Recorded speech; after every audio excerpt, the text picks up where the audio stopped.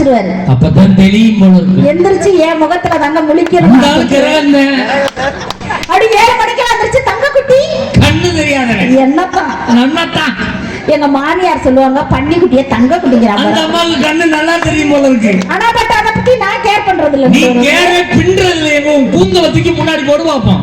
ஏனோட உங்களுக்கு என்னங்க குறைச்சல்? இங்க என்ன இருக்கு குறைச்சல்? கூந்தல பாத்தீங்களா? உங்களுக்கு வெள்ளை அடிக்கிற கட்ட பிரஸ் மாதிரி. உண்மையிலே தங்க குட்டினோட அப்படியே ஜிங்குன்னு அத்தா முன்னாடி போய் நின்னு யாத்தா டெய்லி காலையில ஏன் முகத்திலே முழிக்கிறீங்களே அவ்வளவு பாசமானு கேட்டேன். அதுக்கு அவர் ஒரே வார்த்தை சொன்னாரு. என்ன சொன்னாரு? அதெல்லாம் ஒண்ணும் கிடையாது, உன்னைய உத்து பாப்பேன், இருட்டாயிருக்கும், நான் விடியலன்னு படுத்து தூங்குறாரு. ஹலோ, என்னதான் நான் விடியா முஞ்சியா இருந்தாலும் கூட என் குடும்பம் சொந்தங்கிறதுனால விடிச்சுக்கிட்டு இருக்கு. இன்னைக்கு எப்படி தெரியுமா?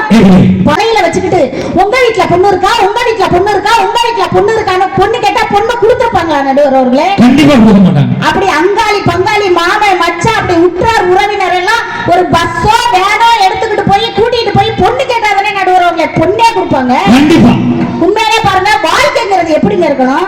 நிலையான அன்புக்கு பிரிவில்லை, சொல்லாத சொல்லுக்கு அர்த்தம் இல்லை, தேடும் பாசத்துக்கு தோல்வி இல்லை. உண்மையான குடும்ப உறவுகளுக்கு ஒரு சொந்த பந்தம் இருக்கும் போதுதான் குடும்பத்துக்கே மகிழ்ச்சி. எப்படி தெரியுமா கிடைக்கும்? நீ எத்தனை வயசுல புருஷன்ட்ட போய் கேளு. நான் இருக்கும் வரை நீ வாழ்வாய், எனக்கு அப்புறம் நீ இன்னும் பல பேரை முடிச்சுட்டு வாடா, நீ உன்னோட வரவே வேணாம், நீ என்னோட வந்துடுறாங்க வாசிக்க ஆள்கிட்ட.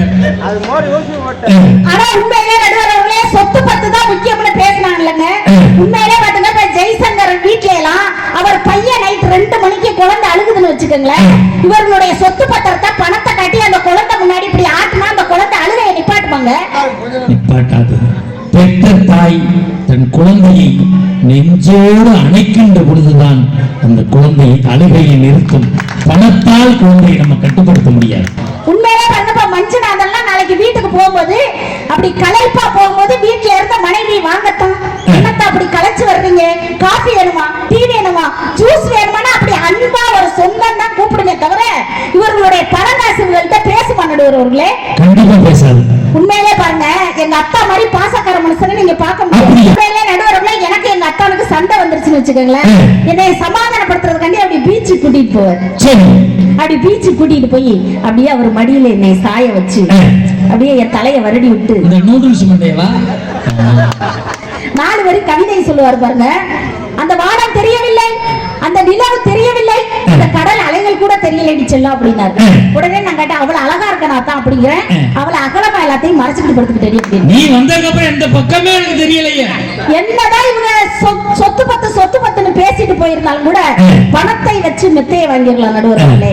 ஆனா பணத்தை வைத்து தூக்கத்தை வாங்க முடியாது, பணத்தை வைத்து சொத்து சுகம் எல்லாத்தையும் வாங்கிடலாம். ஆனா ஒரு தாயின் அன்பை பாசத்தை விலை கொடுத்து வாங்க முடியுமா நடுவர்களே? உள்ளே உயிர் வளர்த்து உதிரத்தால் பால் கொடுத்து அள்ளியிடும் போதெல்லாம் மண்ணையை சேர்த்தனைத்து தொல்லை தனக்கென்றும் சுகமெலா பிறருக்கென்றும் சொல்லாமல் சொல்லுகின்ற தேவதையின் போது அது தூய்மை, அது நேர்மை, அது வாய்மை, அதன் பெயர் தாய்மை, அதை ஒற்றுக்கொள்வதாங்க நேர்மை. அப்படிப்பட்ட தாயின் பாசத்தை உங்களால விலை கொடுத்து வாங்க முடியும்னு சொல்லுங்க. நானே எங்க கௌதமியும் காசு வாங்காம போயிருக்கேன் வீட்டுல.